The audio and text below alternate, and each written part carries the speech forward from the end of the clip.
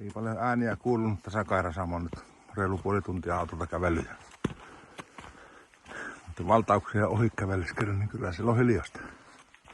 Vaan kyllä täällä on niinku ruska aika pitkälle mennyt. On täällä vielä mustika- ja puolkavarpuja ja ne nyt on pääasiassa vielä vihreitä. Että se on puolkavarvut mihinkään muutukaan. Mutta no ei sitä kauas tarvinnut kävellä, kun alkaa kunnon punaista näkymään. Se nyt ei tietenkään videolla näy mihinkään, mutta niin onhan täällä värejä.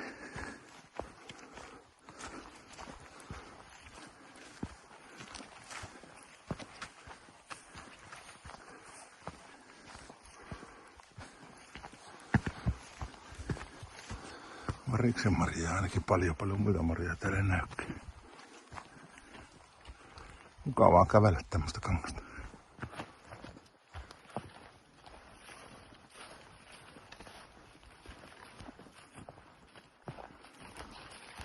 Ei näillä kaikilla poluilla ole kovin paljon kulkijoita ollut. Tääkin on aika hyvin häviämässä tänne maasta.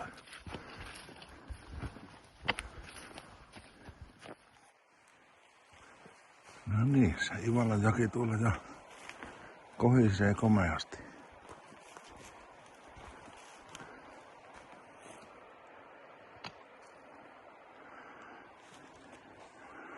Ritakoski on tuo oikeanpuoleisen sauvan nokalla tuossa ihan tuossa mutkassa. Äsken pikkusen jo vilahti Hirsimäkin reunaan sen. Ivalan joki on aikamoisessa kanjonissa. Melkein koko matkan, tai siis pitkän matkan täällä, kun se menee täällä tunturien keskellä. Rinne jyrkkyydestä nyt ei paljon varmaan kuvaa saa, mutta hetken päästä se on ainakin 45 astetta, vaikka nytkin on suhteellisen paljon. Mutta kiva pieni polku täällä on käveleskellä.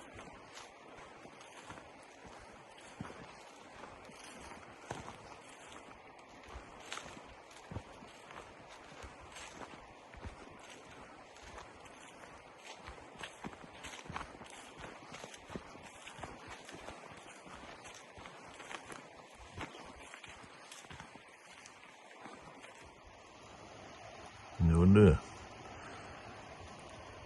Säätiedotus piti paikkansa ja Ritakoskella on talva.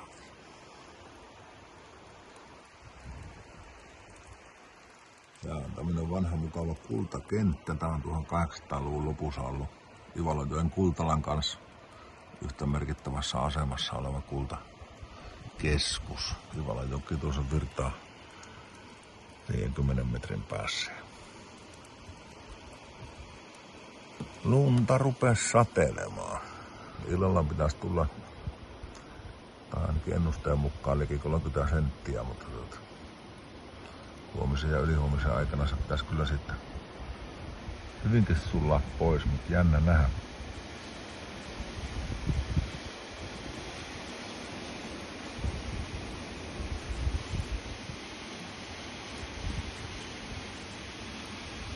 Taian olla tässä kämpillä yhden päivän ihan rauhassa kyllä. Täällä ei hirveästi huvita lähteä tuon tuiskuun kävelemään. Hauska yksityiskohta tässä Ivalonjoen kentällä. Tuon koiran koppia, se on ihan alkuperäinen boksi sieltä 1800-luvun lopulta. Sanovat ainakin.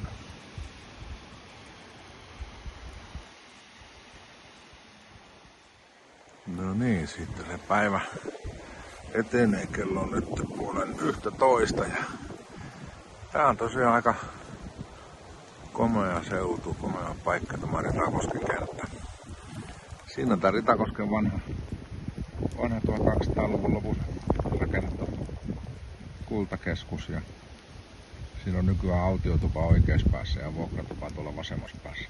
Kaukana näkyy vessarakennus, sit siinä on halkoliiteri ja entinen navettarakennus, joka on lyhentynyt vähän nykyisellään. Nykyisin siinä on metallityksen varastoja ja tuolla vasemmassa päässä on semmoinen museo, ulkoilmamuseo. Sitten täällä on vielä yksi pikku rakennus tuolla vasemmalla, joka metallityksen käytössä. Tässä on tämmöisiä tunturin tai tämmöisiä rinteitä ympärillä. Ivalonjokilaaksohan tosiaan menee tämmöisessä jonkunlaisessa kanjonissa hyvin pitkälti. Mä lähdin Vehäkun reissulle ja otetaan tosta käymään tuolla jokirannalla.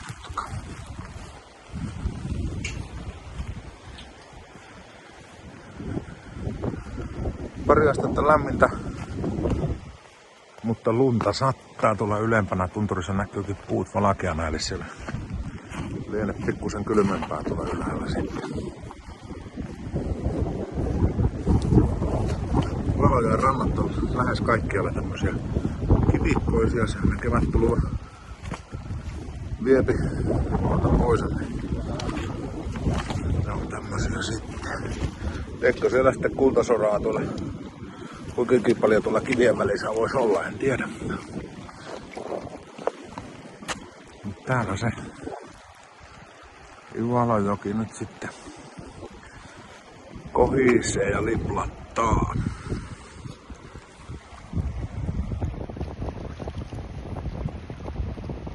Tässä on paljon tämmöisiä pieniä koskia.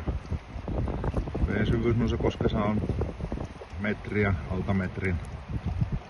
Mutta kyllä sillä pitää liikkua ihan mukavasti.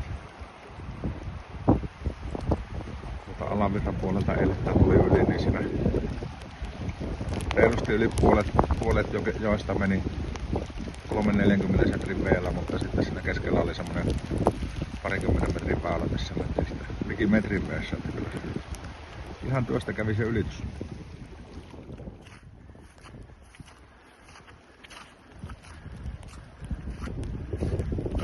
Katsotaanpas mikä tämä Ritakosken vuokratupa, autiotupa nyt sitten oikein on.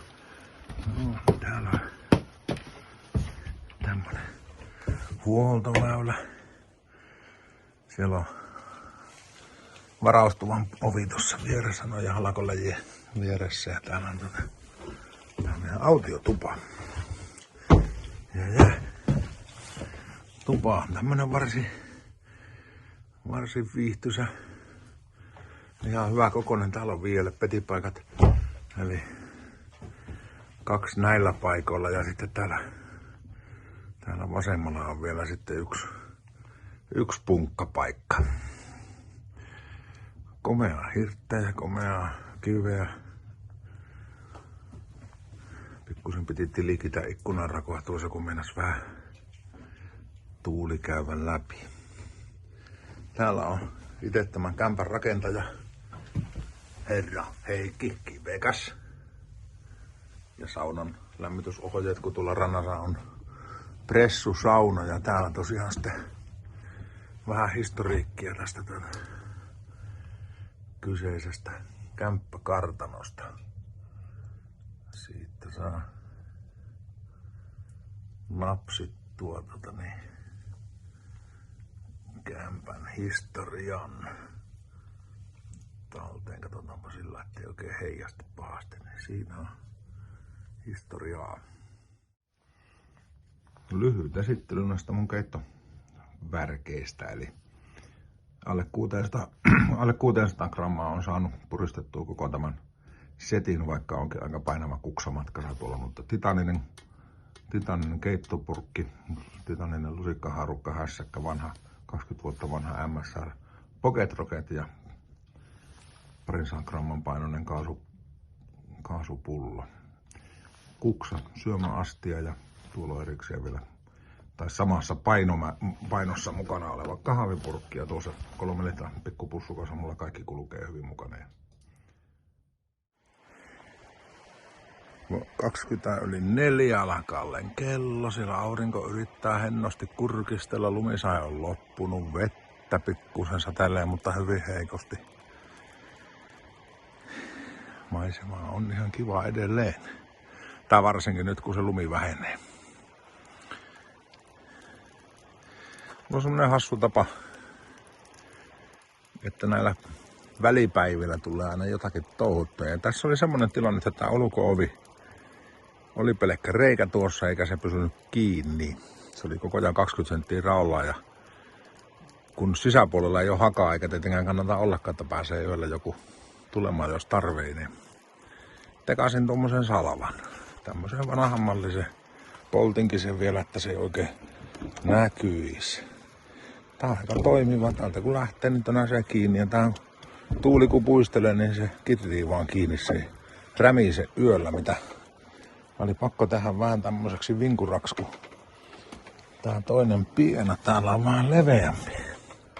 Täällä on tämmönen puolikas hirsi, niin tuohon kun sen nykäisen, niin avot, että ei muuten kolise yön.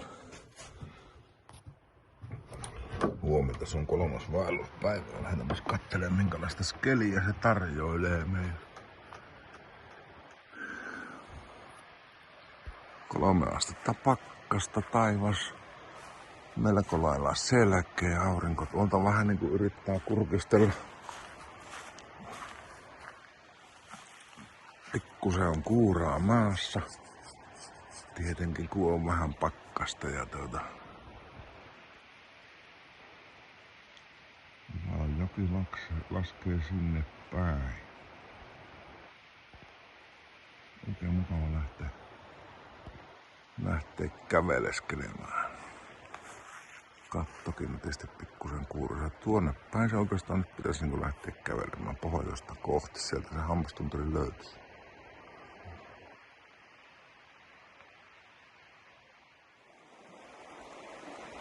No niin, kello on aika lailla 9 torstaipäivää mennään ja komea kävelypäivä. Mä oon tuossa puoli tuntia ja pikkuhiljaa käveleskelyn Ivalöökin vartta ylöspäin. Lähden kohta nouseen tonne pohjoista kohti eli oikealle tästä kuvasta tunturiin.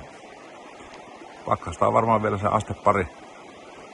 Lähestyy nollaan hyvää vauhtia ja oikein mukava ilma. Komeasti aurinko valaisee takaa maisema. Lähdin etsimään sitä kahluupaikkaa, että missä se tätä Sitakoskelta yläpirta on se hyvä kahluupaikka. Täältähän se näytti löytyvän. Tuolla puissa on punainen rasti. Sattukin niin lähelle tuota Liljekristin ruoppaa. Ja vai mikä tää nyt sit olikaan, jolle joen pohjaa putsattiin, jolloin yritettiin etsiä kultaa silleen. 50-luvulla viimeksi tuonne se on maatumassa viime reissulla. Kävin sitä kuvaamassa lähempään. No niin, sitä on pari tuntia noustu pikkuhiljaa kohti pohjoista tuolta Ivalöökilaaksosta. Ja täällä on lepposa talvi, ei tuule käytännössä yhtään. Pakkasta varmaan täällä se pari astetta, kun ei ole vielä lähtenyt lumi yhtään sulamaan. Ainakaan tälle päivälle ei ole vielä sulanut yhtään. Hyvin narsku ja paukku jaloissa. Esimerkiksi polkujahan näissä kahderoissa ei juurikaan mene. Se on sitten karttakompassi ja varvikossa kävelyä, mutta hyvä. Kova pohja täällä enimmäkseen on kävellä. Mikäs täällä lopsutellessa. Pidän etenemisvauhtina yleensä tämmöistä suhteellisen verkkasta. Tavoite on, että ei tuu hiki.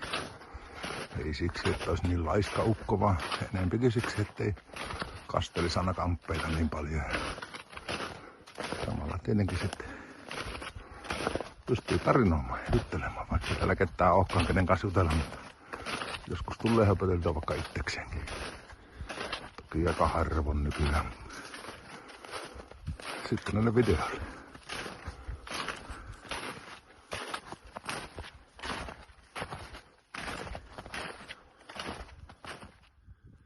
No niin, mä oon päässyt näköalapaikoille. Ihan selkeästi. Komea tämmönen pikkunen nyppylä kuin nikkarin pää. Maskestunturit on tossa heti. Pikkusen pilkistää tuon takaa ja hammastunturit on tuossa.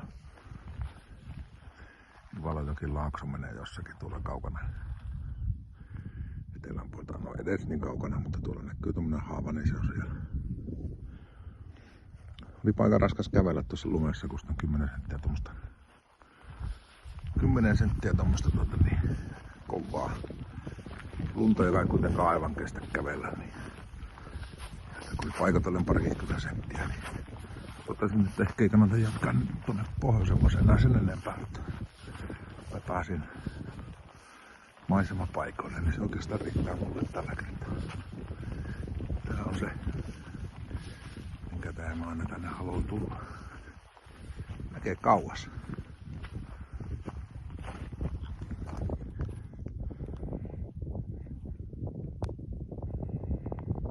Peter Lauttonen ja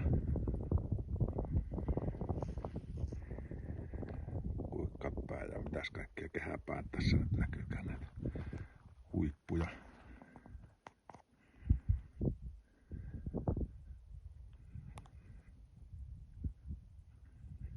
Ja täysin hiljainen erämaa. Joku lentokone pörös päivällä etti varmaan poroja, mutta ei häirinnyt.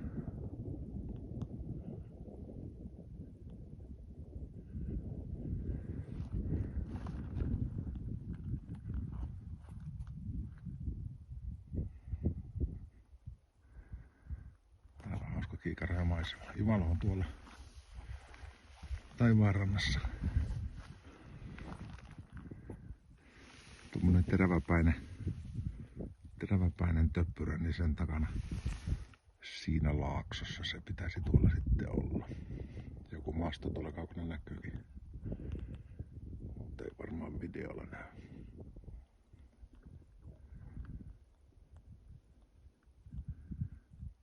Siis on Hammastunturi.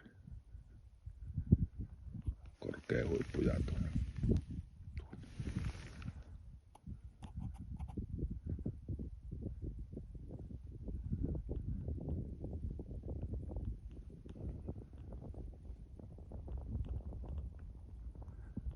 Lunta on, mutta pitäisi huomenna ottaa vettä, niin se kai lähtee tuon lumi varmaan pois. 13 astetta pitäisi olla lämmintä huomenna illalla, saapa nähdä. Nyt on varmaankin just 0-100 pakkasen puolella, ehkä vähän. Päätin sittenkin lähteä sitä huomista lumisadetta ja mahdollista vesisadetta karkuun ja takaisin Ritakoskelle. Tuli tämmöisen aika mainio satumetsää. Oikein kumpuilevaa tuolla. Puroja menee useita tässä nyt rinnettä alaspäin. Tuolla alhaalla menee joku pienempi puro. Tästä on vielä pari kilsaa Ivalojalle. Täällä tuli taas ruska vasta. Talvi jäi tonne ylös. Ja siinä viimeisillä. Vielä joku lähti vihreänä.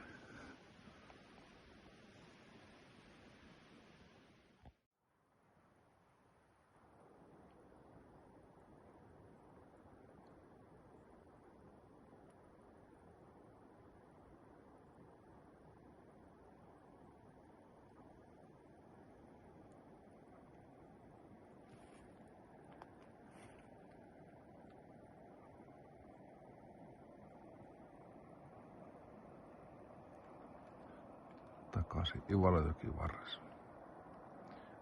Ei se aina tämäkään kuohon niin kauheasti. Välistä se virtaa oikein rauhallisesti. Mutta ja tuolta kuuluukin seuraavan kosken kumu.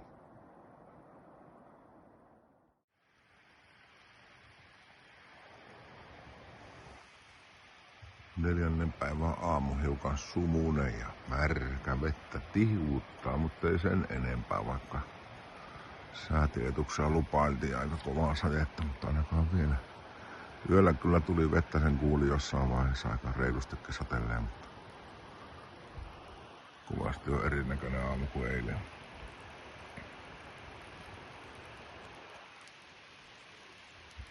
Pitää miettiä sitten, mitä hän sitä tekisi.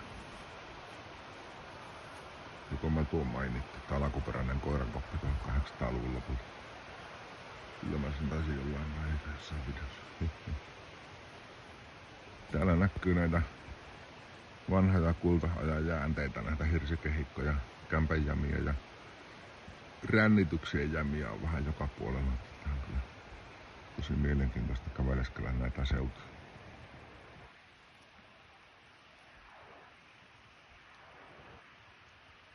Siinä se on Ritakosken kämppä. Viipasin tulet jo uuniin, saadaan vähän lämpöä, vaikka ei siellä nyt kauhean kylmä ollut, mutta pikkusen viileä kosteushiipi on.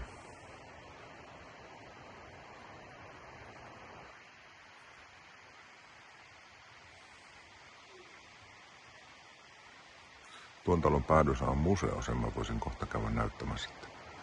Ulkoilman museo, mitä siellä löytyy.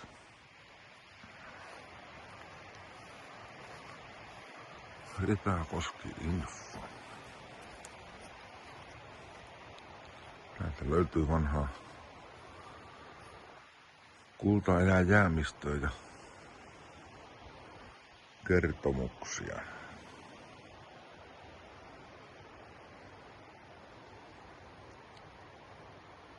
Täällä on kauhaa ja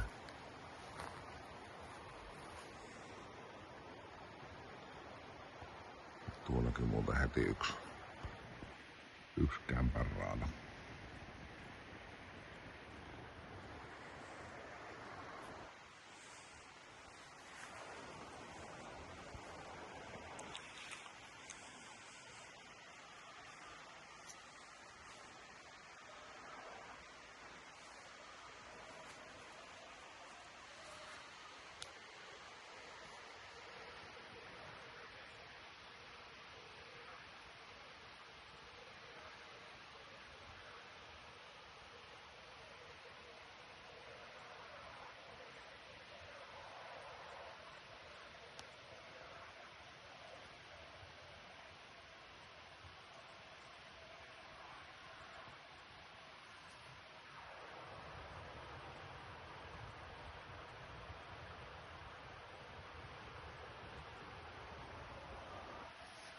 Siinä sitä on. Siinä se Ritakosken saha, joka on tuolla muutama 100 metriä alavirran suuntaan. Sitten täällä on lisää historiaa. Siellä on se yksi pömpeli, mikä seisoo tuolla jokivarressa hylättynä, niin se on ollut tuon näköinen härveli siellä veessä. Ja tuossa on sen.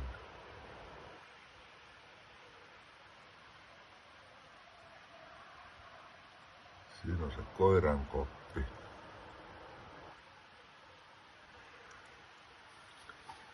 Ja sitten vielä tuo tarina tosta pois.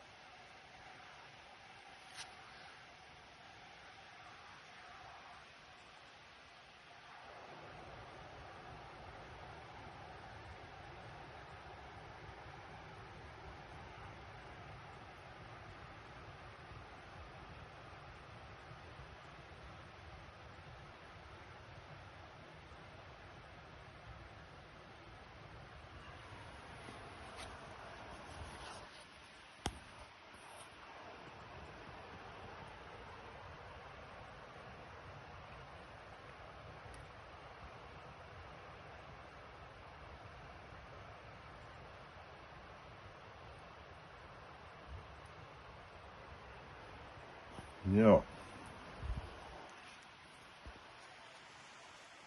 Siinä on historiaa täältä. Ritakoskelta.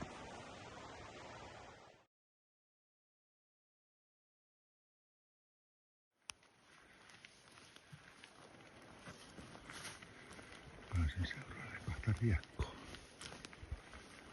3, 4.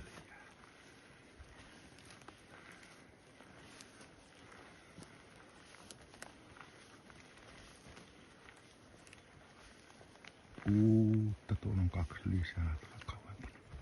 Jaha. Jaha.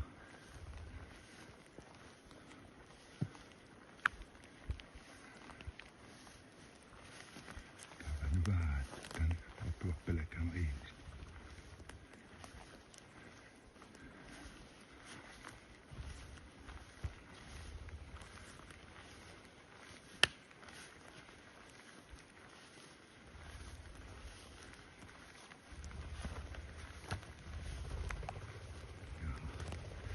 Niitä taisi olla sitten kaikkiaan 7.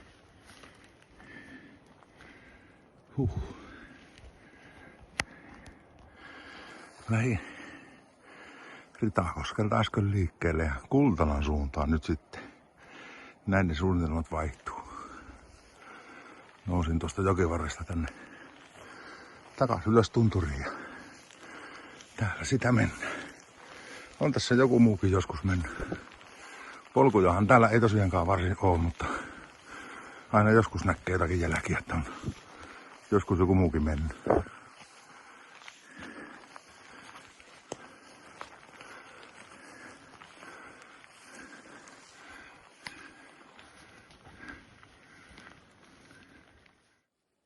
Otetaan yksi video näinkin päin. Valojoen Kultala on jotakuinkin tuolla nyt niinku mun takana. Kohtuullisen raskas kävellä tämmösen märänsä. Ei nyt justiinsa ei sajaa vettä, mutta kyllä täällä paljolti vettä tuli. Ja kun ei niitä polkuja ole täällä paljon helpottamassa menoa, niin tämmönen hiukan synkkä sumunen päivä, mutta mukavan rauhallista täällä ainakin. Ei ketään on näkynyt. Poroja tuossa äsken pyörikin. Yksi ihan valaakia ja riekkoja. Niistä taisi jotain ottaa taltenkin noita videoita. Vaan tästä se etenee. Ei ole sinne kuin pari kilsaa matkaa.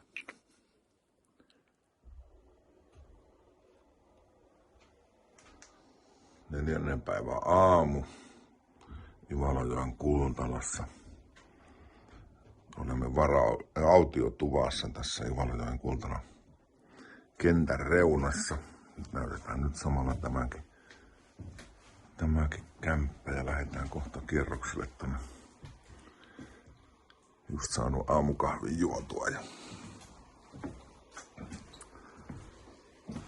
täällä on märkä syksyinen maisema.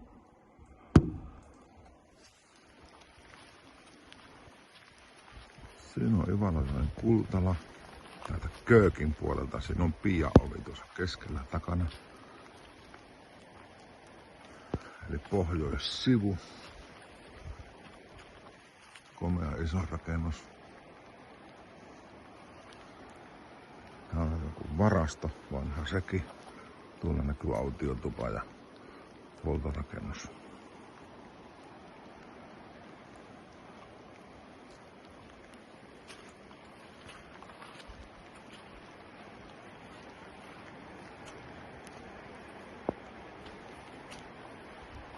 Hyvin on aurinko pahtanut seinän päälle. Täällä näkyy itse Kultalan kenttä.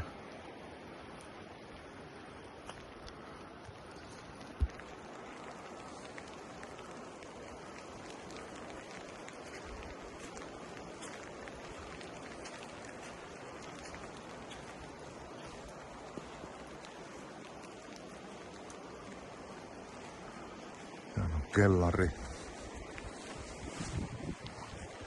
Vähän täältä kentän puolelta kuvaamassa.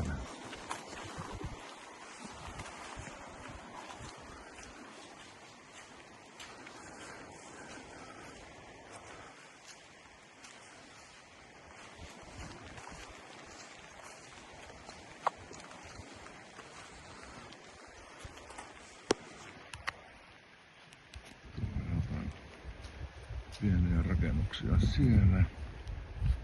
Sitten on vanha väentupa, vuokrakäytössä nykyään, tai varaustupa käytössä varaustupana. Siinä on leipomo, valtavan kokoinen leipomo, kellari. Nyt Ivalojoen Kultala. Tää on hyvin vaikuttava kenttä kyllä.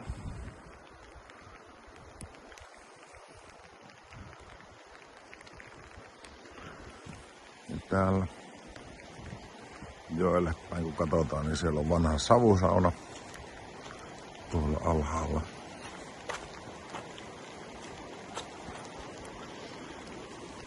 Jää just tuonne sinisen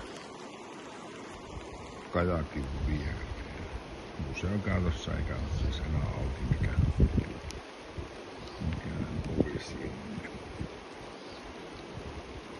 Kultalaan pääsee sisälle, mutta sielläkin kaikki savuketjut tukittu. Ei pysty yöpymään tai ei saa yöpymään. Käydään tuolla Kultalassa sisällä.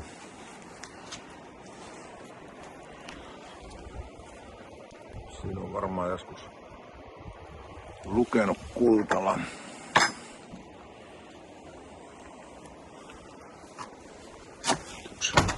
Sutia vedetään vähän.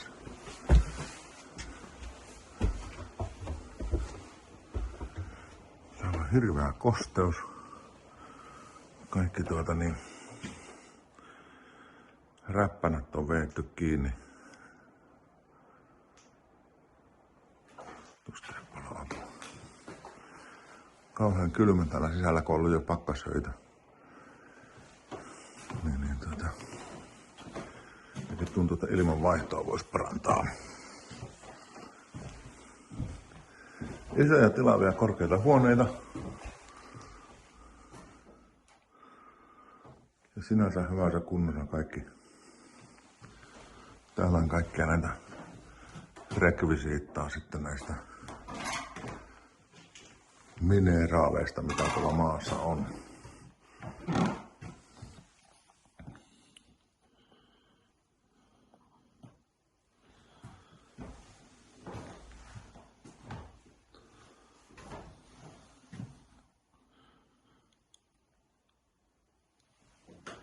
Täällä on näitä viskaaleita sitten.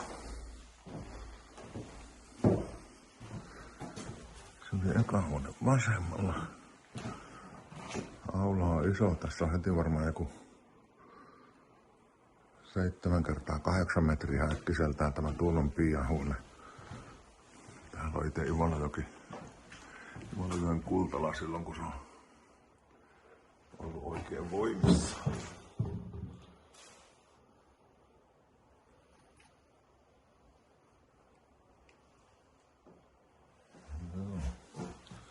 Leipomo ja kellari näkyy olevan siellä samassa paikalla nytkin.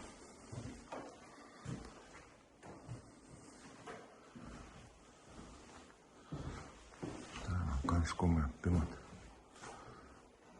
Oletettavasti nämä kalusteet on vielä osa ihan sen aikaisia, kun kuuluukin olla. Lisää geologisia karttoja.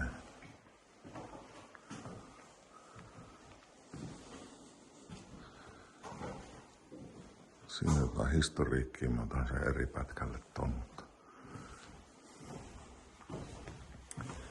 kierretään rakennus. Täällä on kurkkaamassa köökiin. Tää on tämmönen 2,5 x 7-8 metriä varmaan pitkä siinä. Tuossa on se Piian ovi nyt sitten.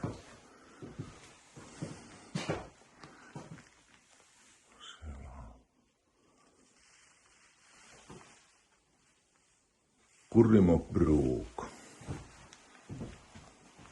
Ne kaikki tulisijat on tosiaan muurattu kiinni. Kaikki ilmaräppänät on kiinni. Ja täällä ei ilma kierrä yhtään. Tää on vähän jotenkin kummallisen oloinen järjestely. En tiedä, onko tää ollut se ison päällikön huone, vaan mikähän tää on.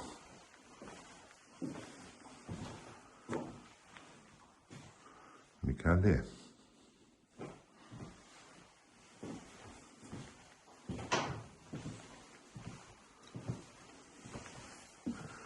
Mut komeat on tilukset ollut joskus täällä.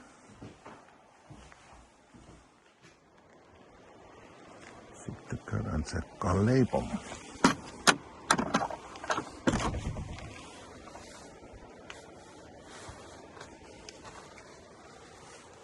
Täällä on oikein kunnon kivilattia. Mä luulen, että tää on tehty käytännössä kokonaan uusiksi, koska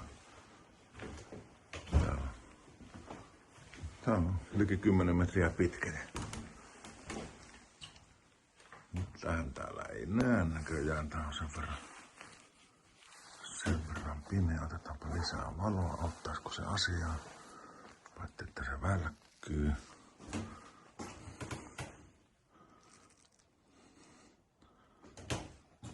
Siellä on aika iso uuni ollut ollut siinä ja vähän rapistunut oli jo sisältä. Ja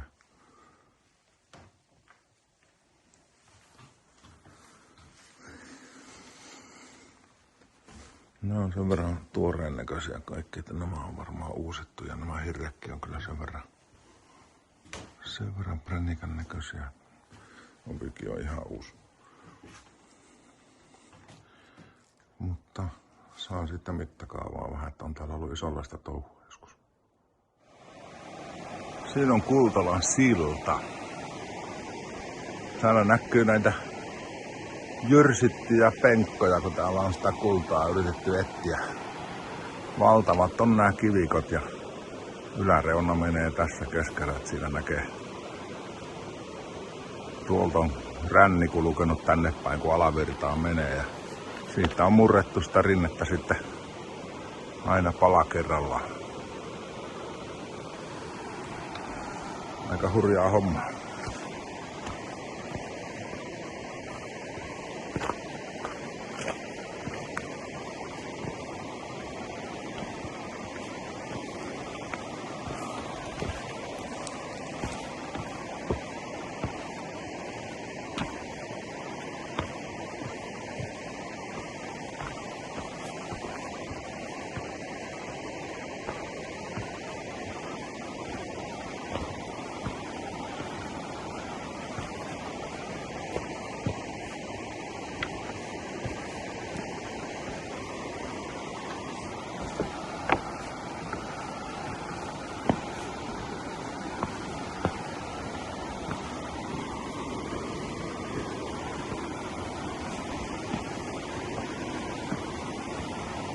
No niin, siinä on sitten silta ja vesi virtaa kyllä melko vuolaan.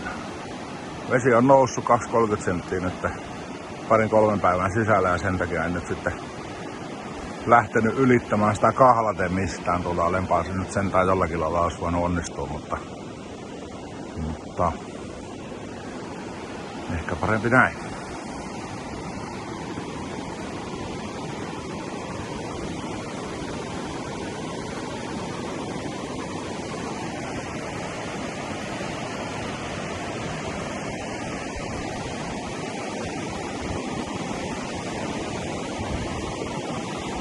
Silta elää alla, sillä just sopivasti niin kuin riippusilta elää. Aika vinkeä tunne, mutta kyllä on mahtavaa tuo veden virta.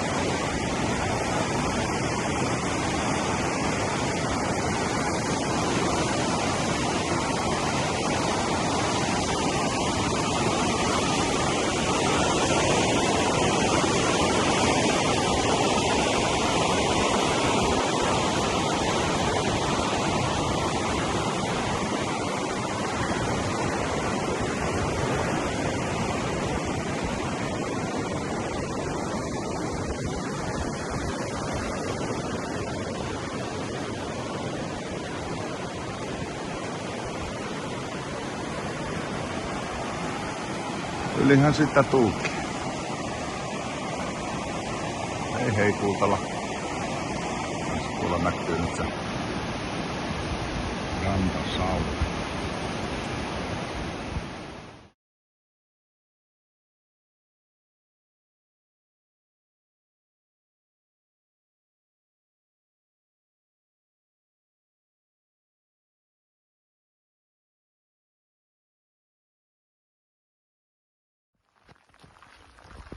No joo, Kultalasta tultu 2 kilometriä poispäin, vettä tulee aika reippaasti, mutta lämmintä on, se on varmaan joku 15 asteen paikkeilla mennä. Se illalla oli 16 astetta, mikä oli kyllä poikkeuksellinen paljon tänne, kun täällä ollut jo monta yötä pakkasen puolella.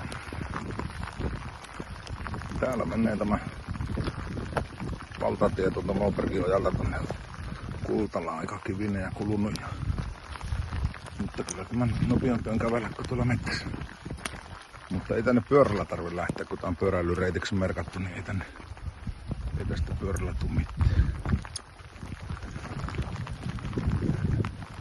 Reipas ilma.